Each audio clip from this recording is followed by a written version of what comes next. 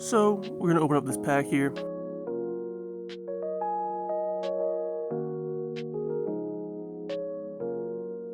So let's get through this. I think it's a 3-card trick.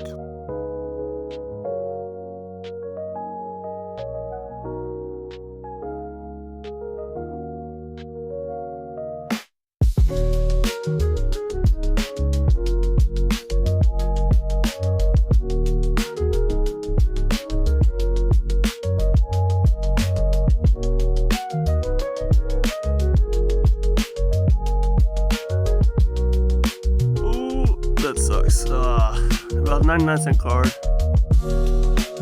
So that wasn't really profitable. That's about a $4 or $5 pack for a $1 card.